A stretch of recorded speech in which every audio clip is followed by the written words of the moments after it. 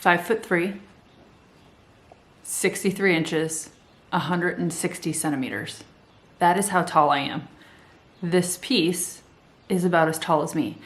I have shoes on that are Vans, old school Vans, that actually have a little bit of a platform. So I want to show you guys this piece that we are going to be painting. Here's the piece. It is pretty much the same height as me, and I have shoes on. So if you guys want to see me do this, if you want to see it, stay tuned.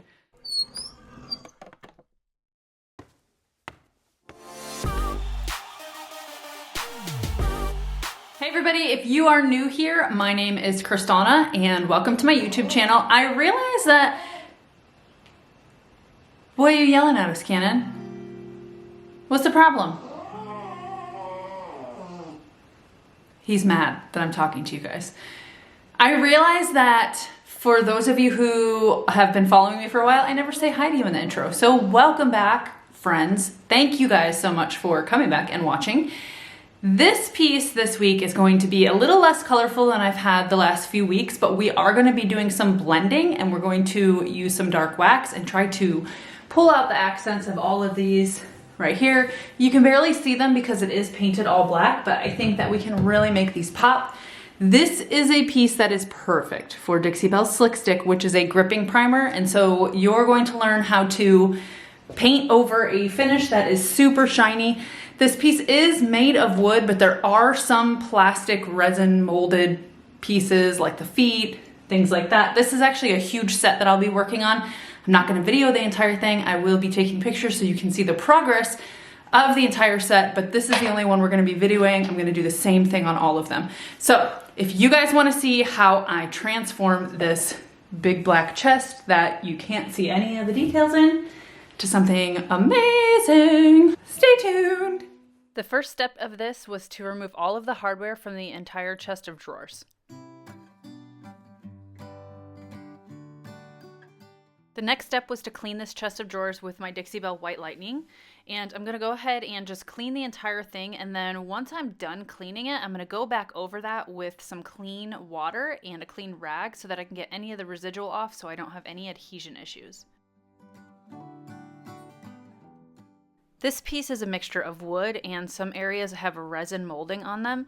It also has a really shiny and slick factory finish, and so I'm going to use Dixie Belle's Slick Stick on this. Slick Stick is a gripping primer, and it is used to be able to adhere the paint into surfaces that may be glossy or have adhesion issues. So I shake it up and I stir it just to make sure that it is nice and mixed together. And then what you're going to do is put one coat of your Slick Stick on there, you let it dry for a few hours, and then you put your second coat of your Slick Stick on there, and then you let it dry for 24 hours. And then you can go back and paint right on top of it, and you're gonna have a really good and strong base to put your paint on, and you don't have to worry about the shiny surface not adhering or the paint not adhering to the shiny surface. This is a problem solver, and I love using it on things that are not wood or larger pieces of furniture that are mixed with the resin or a really shiny surface. I am going to be doing some on-site work for this set. It is a king-size set, and I can't be sanding at someone's house, and they're just too big to move, so Slick Stick is a great alternative. And I'm not going to sand the resin areas. And so because it's a mix of the both, I just use the Slick Stick as my problem solver. I do put everything on its back, and I make sure that I get underneath there and get the legs and everything. So that's what I'm doing right now, is that's on its back, and I'm making sure I put my Slick Stick on there.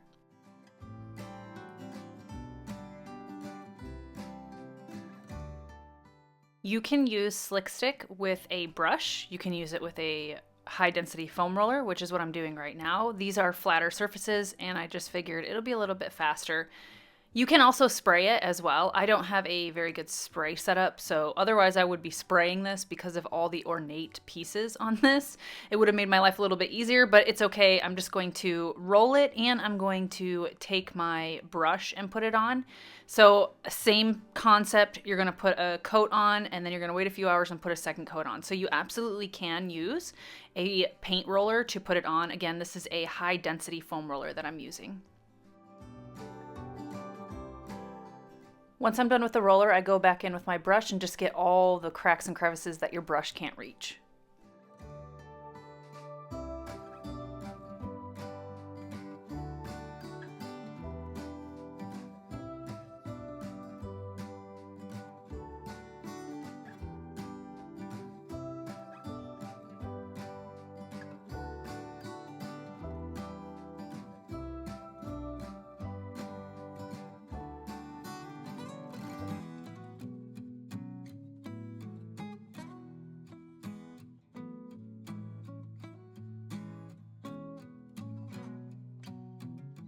My slick stick is sat overnight, so I'm going to take my Manatee gray and I'm going to put that on my piece for my base coat.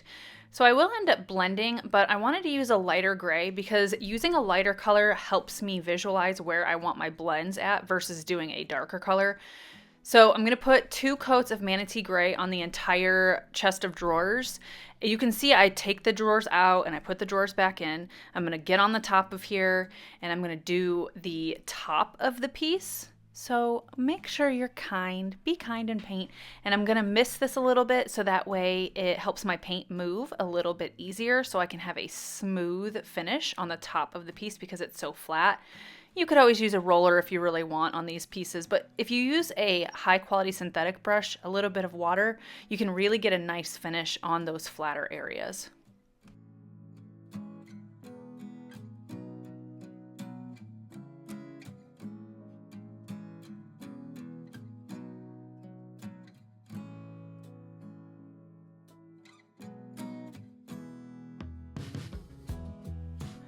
For this, I have 2 coats of Manatee gray, and what I'm doing is I'm mapping out my blend. So you can see around the edges, there's a darker gray. That is hurricane gray. So I'm gonna show you right here how I am mapping out how I blend on drawer fronts. So what I'm gonna do is I'm going to outline everything with the hurricane gray first because I want it to go from dark to light. From the outside, I want it darker, and once it goes into the inside, I want it lighter. So I'm going to go around both drawers with the hurricane gray to give me that darker shading.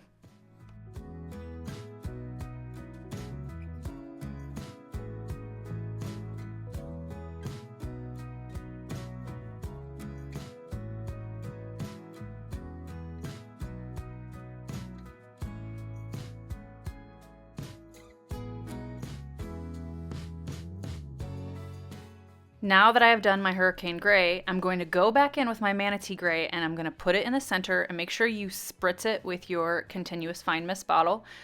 And I'm going to kind of overlap what I just did because this is how I'm going to blend them together. I want to have wet paint so that hurricane gray is still wet.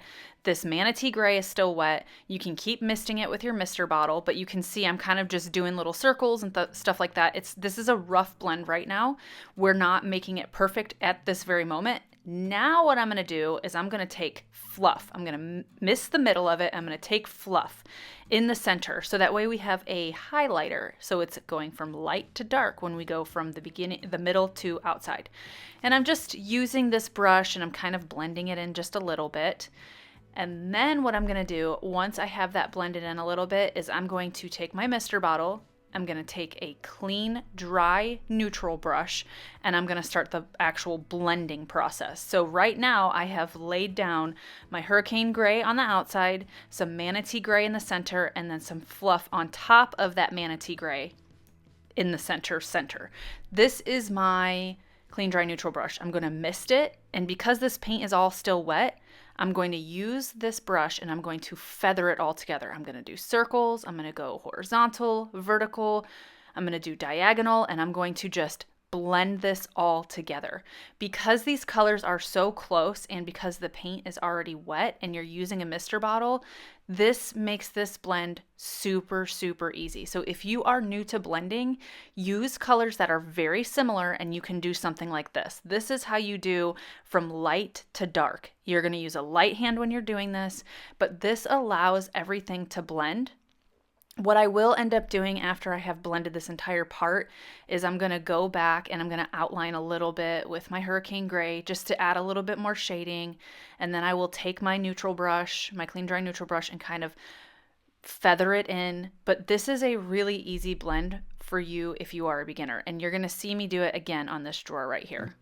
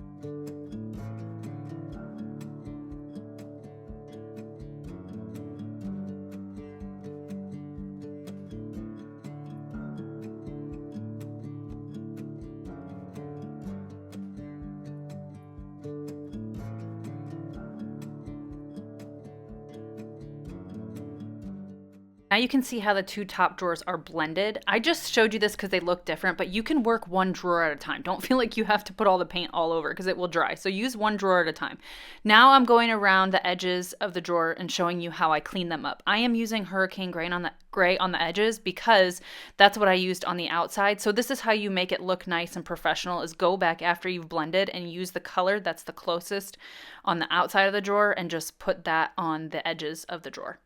Now I'm going to put my easy peasy spray wax on the entire piece. Now I didn't show you this part, but I did go through and I distressed it a little bit. So if it looks distressed, it is. I did. I'm sorry I didn't record it.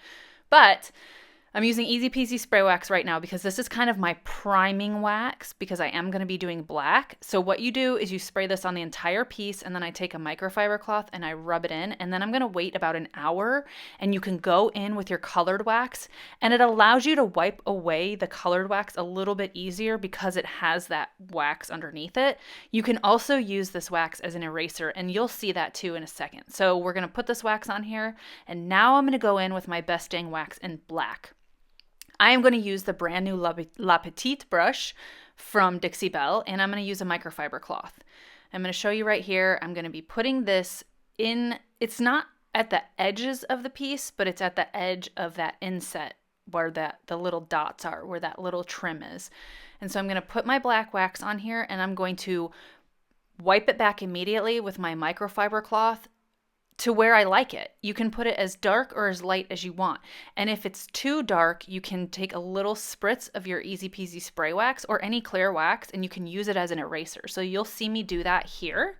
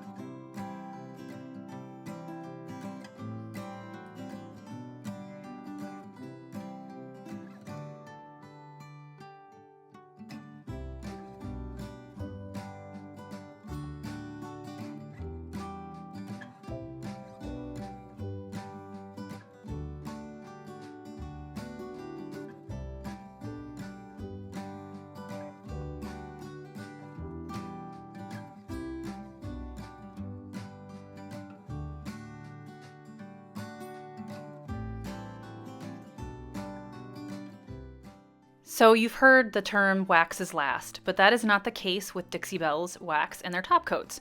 So I'm taking gator hide, and I always use a high quality synthetic brush that is only used for my top coat so that I know that there's no little parts of paint in there that will get in my final finish. And I am going over my drawer, over the black wax, over the easy peasy spray wax, and I'm going to protect this again. Now, the wax is buffed into the paint. The wax is dry. It's been about 24 hours. It depends on your humidity level and your environment if it takes a little bit longer. So I've also worked with this paint enough to know when it's dry. So if you're not sure, give it about 36 to 48 hours to dry. And this allows me to know that this finish is going to be completely protected. So now I'm going to take some gilding wax and silver, and I'm going to use my finger, and I'm just going to go over the ornate areas to add just a little bit pop of color.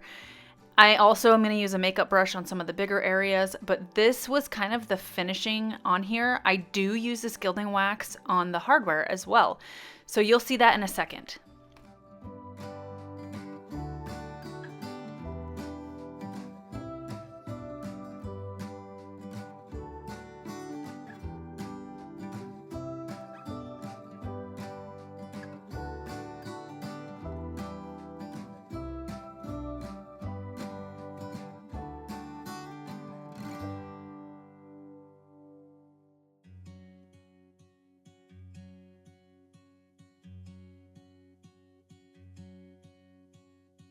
Could be wrapped around your arms instead of being lonely.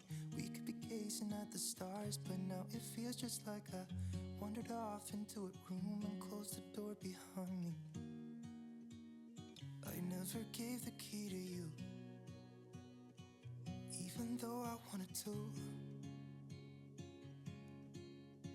I should be trying something new, but now my body's aching. I'm tired of dwelling in the dark, it's just that my heart can't take it. I didn't know what it would cost me when I let you go. I feel alone, and I'm just singing, It should have been you. Another time, another place, I just know. It could have been you. What a crime and what a shame to let go. Sometimes I just don't know. Gilding wax is oil-based, and that is why I put it over the top coat. So the gilding wax is also self-sealing. I cleaned my hardware, and now I'm going to change the color of it with the gilding wax, and it will stick to the gilding wax. And so you'll see right here, it was a little bit rough before, and now I'm taking the gilding wax and just lightly putting it over it, and now I'm transforming it. Give this a few days to dry, and then once it's dried, it won't come off of that hardware. It's not going to come off your fingers or anything else like that. So again, the gilding wax, you can put it over your top coats. I do not recommend that you top coat over top of it because it is oil-based and oil and water do not mix. The Dixie Belle wax is water-based and their top coats are water-based, and it's a proprietary blend, so that is why it works together. But you don't want to top coat over your oil-based gilding wax. Just do your oil base last. It's self-sealing. Now I'm going to put my hardware back in, and boom, this piece is done. And now I only have 2 nightstands, a king-size bed, a low, long dresser, and a floor mirror, and another mirror on top of the dresser to finish. But it's going to be fun. All right, everybody, so this piece is done. I hope you enjoyed that video. Here is the final product. Oh, hold on. Down. There's the top. Okay. So don't forget to subscribe if you are not subscribed. Remember, everything I use is always in the description below. And until next time, also make sure you stay tuned because I've got some really pretty staged pieces of this. No, staged pictures of this piece. All right, guys, I will see you next time. Happy creating. Bye. Think about me one more time before you go. Someday you'll know. Someday you'll know. Already know what I'm going to say. I've been feeling this way for far too long.